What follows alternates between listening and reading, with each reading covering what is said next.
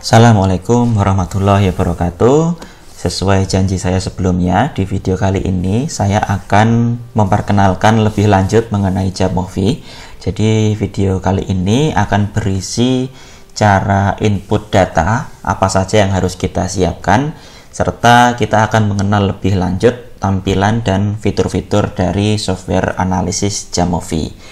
Nah, sekarang saya langsung menuju ke Jamovi-nya.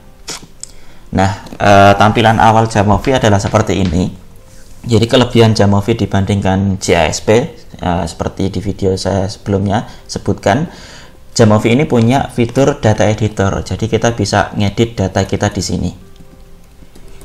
Nah, atau kalau kita sudah siapkan datanya, misalkan punya data di Excel seperti ini, kita juga bisa copy paste. Ini kita copy, kita paste. Ini kita copy, kemudian kita paste di sini. Ini bisa kita lakukan. Tapi kalau mau lebih cepat, kalau kita sudah punya data di Excel, ini bisa kita langsung open saja. Open, open. Kemudian pilih dari PC. Kemudian kita buka data kita di mana. Kita browse ini. Kemudian saya menyimpan datanya itu di kuliah UMM, kemudian di statistika. Nah, ini yang akan saya gunakan, data latihan korelasi uji beda. Nah, secara otomatis Jamovi akan mengubah data kita. Jadi data aslinya seperti ini akan diubah Jamovi menjadi seperti ini. Jadi kalau kita perhatikan, kalau kita mau impor secara otomatis, kita harus pastikan bahwa baris nomor 1, baris pertama ini berisi nama variabelnya. Jadi nama variabel itu ada di baris pertama, kemudian baris kedua dan seterusnya itu adalah datanya. Jadi di sini ada gender, datanya laki-laki, perempuan, laki-laki, perempuan. Suku, ranking ini ada di baris pertama. Jadi kalau kita input data di Excel, pastikan baris pertama adalah nama variabel. Jangan lebih dari satu baris. Jadi pastikan hanya baris pertama, atau kalau ada judul tabel tidak perlu dimasukkan di sini. Jadi hanya baris pertama itu judul variabel. Kalau formatnya tidak seperti ini, mending copy paste secara manual daripada ribet impornya. Nah, tapi kalau datanya sudah seperti ini, kita bisa tadi panggil secara otomatis, kita bisa buka secara otomatis. Nah, kemudian kita akan kenalan lebih lanjut dengan datanya. Nah, di sini ada gender, suku, ranking, kemudian IQ, motivasi, prestasi, religiositas, dan seterusnya. Nah, kita perlu menyesuaikan terlebih dahulu apakah jenis datanya ini sudah tepat atau belum sesuai dengan data kita. Misalkan di sini kita lihat gender di sini, kalau kita double klik di sini, klik, nah akan muncul detailnya. Jadi di sini nama variabelnya gender, kita bisa ubah juga, misalkan jenis kelamin. Nah, kita tidak bisa pakai spasi di sini. Kemudian jenisnya apa? Oh, ini nominal, ordinal, continuous, ID. Oh, ini nominal. Jenis kelamin adalah data nominal, jadi sudah tepat. Nah, mana lagi suku, ini sudah tepat. IQ, nah ini IQ ini adalah data interval, data continuous. Nah, ini di sini masih diidentifikasi sebagai data nominal. Nah, kita perlu perbaiki terlebih dahulu. Kita double klik di sini, klik.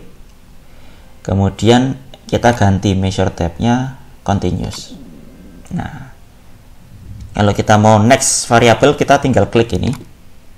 Nah, ini kita bisa ganti motivasi juga continuous.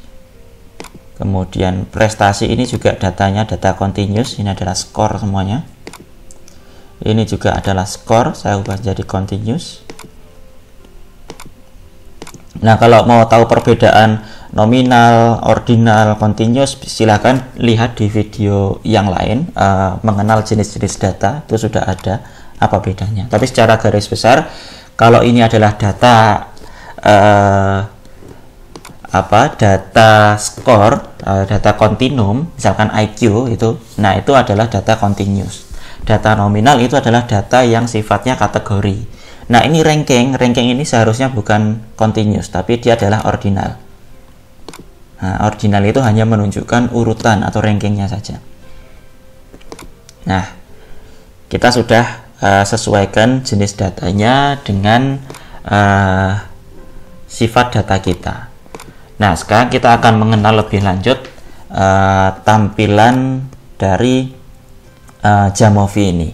Nah, di sebelah kiri sini ini adalah data editor. Jadi kita bisa mengubah data di sini. Misalkan kita mau ganti ini IQ-nya menjadi 95. Nah, ini bisa kita edit di sini. Atau kita mau menambahkan variabel baru, kita bisa masukkan di sini. Dan seterusnya. Atau kita mau menghapus subjek tertentu, misalkan ini kita mau hapus, kita bisa klik kanan, delete row. Nah, ini bisa. Ini saya kembalikan lagi. Atau kita mau menghapus variabel, kita hapus variabel IQ, kita klik kanan, delete variabel. Nah, ini adalah tempat untuk kita mengedit data kita. Nah, di sebelah kanan itu adalah outputnya. Nanti output analisis akan ditampilkan di sini. Nah, sekarang kita akan kenalan dengan fitur yang namanya analisis. Jadi di sini ada jenis-jenis analisis. Kalau tampilan teman-teman tidak sama seperti ini, tenang saja, ini karena saya sudah install beberapa modul. Jadi modul itu adalah fitur tambahan yang bisa kita sesuaikan dengan kebutuhan kita. Nah, kalau yang basic saja itu biasanya hanya sampai sini, sampai vektor ini. Nih, yang di sini ini adalah tambahan sesuai kebutuhan saja. Nah, kalau mau menambahkan fitur-fitur ini bagaimana? Nah, ada di sini modul. Kemudian di sini ada Jamovi library. Nah, ini beberapa modul yang bisa kita tambahkan. Misalkan ini RJ, ini editor to run R code inside Jamovi. Ini sudah saya install, jadi sudah terinstall di Jamovi saya. Makanya di sini ada modul R ini. Jadi saya bisa menjalankan kode R di Jamovi, ataupun sebaliknya, dari Jamovi bisa mengenerate atau menghasilkan kode R. Nah, ini fitur-fitur lainnya bisa disesuaikan. Ini Med Mode kalau mau melakukan analisis, mediasi, dan moderasi. Ada juga PET ini ya, untuk melakukan analisis jalur menggunakan lavaan. Kemudian ada juga modul yang lain. Ini kalau yang sudah terinstall, ini tulisannya install. Kalau belum terinstall nanti ada pilihannya, silakan kalau mau diinstal. Nah, ini. Nah, terus kalau mau menyederhanakan tampilan di sini, misalkan ini terlalu padat gitu. Nah, kita bisa atur di sini. Ini yang sudah terinstall. Misalkan saya tidak mau menampilkan ini terlalu ribet. Nah, ini bisa kita sesuaikan. Ini klik. Kemudian kita bisa tidak centang ini. Nah, R-nya akan menghilang di sini. Nah, kalau saya klik, dia akan muncul di sini. Nah, oke.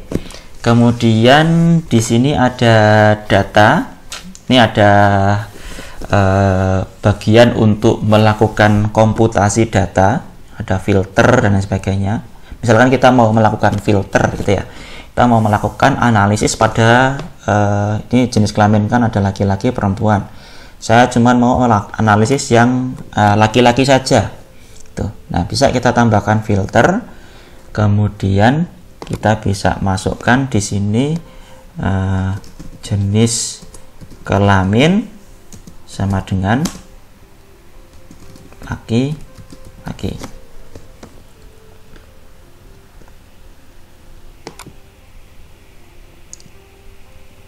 Lucky does not exist in the dataset.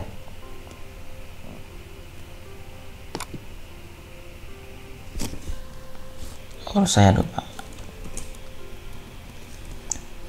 Karena dia adalah karakter, kita perlu kasih tanda kutip. Nah, seperti ini. Jadi saya hanya akan menganalisis yang jenis kelaminnya laki-laki. Nah, ini kalau kita lihat di sini ada filter bak 1. Nah, ini yang laki-laki dicentang, sementara yang perempuan akan disilang. Nah, saya bisa juga menambahkan filter tambahan. Misalkan saya hanya mau menganalisis yang laki-laki dari suku Asmat saja, atau laki-laki dari suku Dayak saja. Nah, saya bisa tambahkan filter 2. Ini suku sama dengannya 2. Nah, ini saya pilih yang Asmat. Nah, kemudian saya klik sembarang di luar. Nah, akan muncul filter 2, dan yang dicentang hanya yang Asmat, yang Dayak dia tidak dicentang. Nah, jadi kalau kita lakukan analisis, yang dianalisis nanti hanya ini saja. Nah, itu fungsi filter. Nah, kita bisa nonaktifkan filternya dengan klik di sini, klik di sini, klik di sini. Nah, ini nonaktif, jadi semua data akan teranalisis karena filternya tidak saya aktifkan. Nah, itu fungsi filter. Kemudian kalau kita mau melakukan komputasi atau misalkan kita mau jumlahkan nih jumlah religius ini pre, post, dan follow up ini. Nah, kita bisa lakukan komputasi di sini. Kita klik compute. Nah, di sini komputasi apa? Di sini compute-nya apa? Misalkan ini religius total. Nah, kemudian kita bisa juga lihat formulanya di sini. Nah, ini sudah ada fungsi-fungsi. Misalkan ini ln ini adalah natural logarithm. Kemudian rank ini adalah untuk meranking, mean ini adalah mean rata-rata. Kemudian kalau total adalah ini sum. Nah, saya double klik ini, klik. Nah, kemudian yang saya mau total yang mana? Yang saya mau total ini formatnya nanti gini ya, number 1, number 2, dan seterusnya. Yang saya mau total adalah religiositas pre. Saya double klik, klik. Kemudian koma, religiositas post, religiositas follow up, klik. Nah, kalau sudah klik sembarang di luar. Nah, kemudian kita kembali ke sini.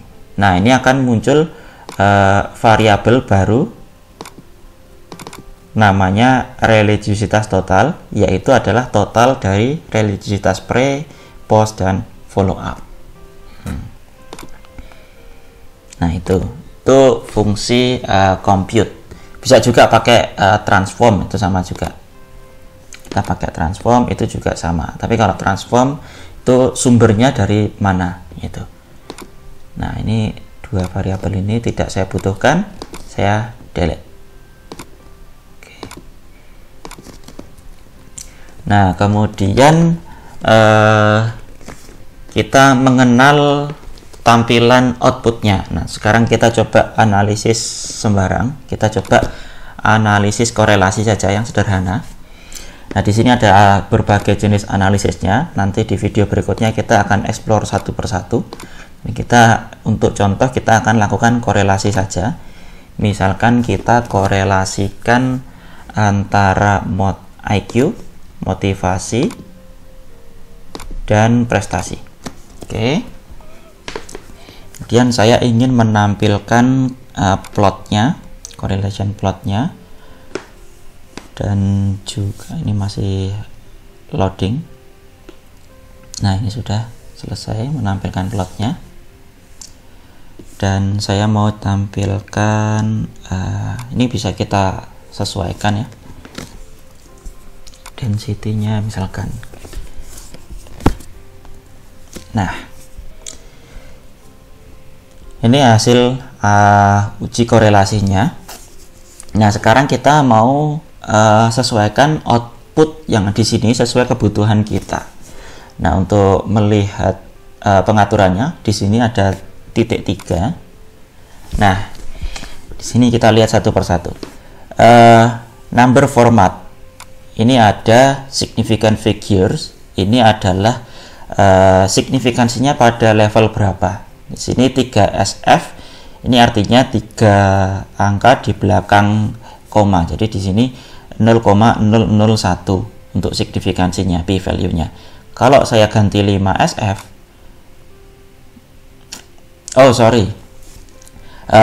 significant figure ini adalah nilai korelasinya, bukan p value-nya, p value yang di bawah ini. Nah, ini kalau saya ganti 5SF, ini korelasinya sampai 5 angka di belakang koma. Gitu. Nah, kita pakai yang paling sederhana saja, 3SF. Dan ini p value-nya. P value-nya juga bisa disesuaikan. Kalau mau yang sangat detail bisa sampai 16 ini ya, 0,00000. Tapi kita pakai yang sederhana saja, 3 dB. Jadi sama Jamovi langsung dituliskan p value-nya kurang dari 0,01. Nah, ini salah satu kelebihannya Jamovi dibandingkan SPSS. Kalau SPSS ditulisnya 0,000 gitu ya. Padahal p value-nya sebenarnya bukan 0 kan ya. Tapi karena keterbatasan kolomnya saja jadi ditulis 0. Nah, kalau di Jamovi dia sudah ditulis p kurang dari 0,001 gitu. Nah, kemudian tabelnya ini juga sudah sesuai format APA. Jadi kalau kita mau pakai tabel ini di laporan ya, kita tinggal copy, kemudian tinggal kita paste di Microsoft Word atau di mana kita menulis laporannya. Nah, kemudian kita coba lihat lagi, kita bisa tampilkan referensinya, reference ini yang di bawah ini, kita visible saja reference to ininya. Kalau kita melaporkan analisis itu kan kita laporkan juga softwarenya pakai apa gitu. Nah, ini untuk mengutip softwarenya ini. Nah, kemudian kita lihat di sini ada syntax mode. Nah, ini yang keren ini. Syntax mode ini kalau kita klik, dia menampilkan sintaksnya. Nah, sintaks ini bisa kita analisis di R.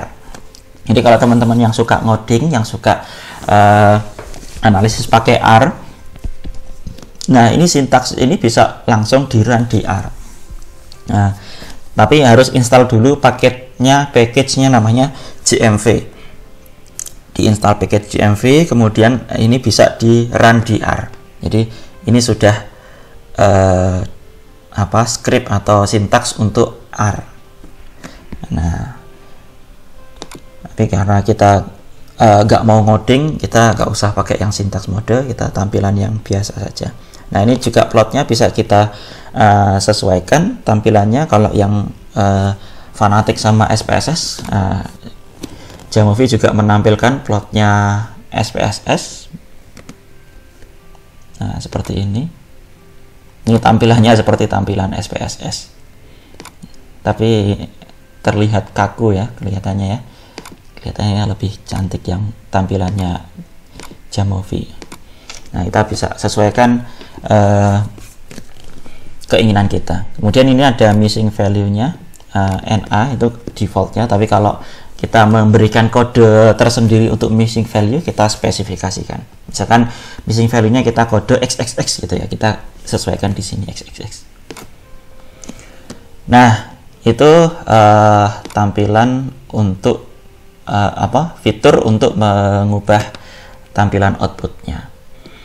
Nah, kemudian kalau kita mau menyimpan analisis ini, ya kita tinggal klik di sini, kemudian save, dan kita simpan di mana.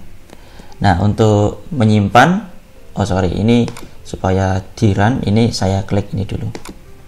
Nah, kalau mau disimpan, Kita simpan. Kemudian misalkan ini ya, data latihan Jamovi. Saya simpannya di mana? Misalkan saya simpan di dokumen saja. Kemudian save. Nah, ini sudah tersimpan filenya .omv. Nah, ini kalau misalkan saya close, kemudian saya buka lagi yang tadi, open, kemudian kita cari, tadi kita menyimpannya di dokumen.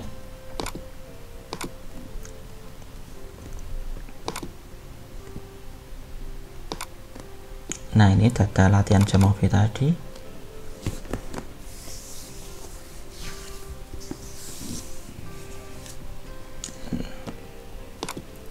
Nah, result kita masih tersimpan di sini. Nah, dan kelebihannya Jamovi itu kalau kita melakukan misalkan tadi ya, analisis tadi, atau saya kembali dulu deh.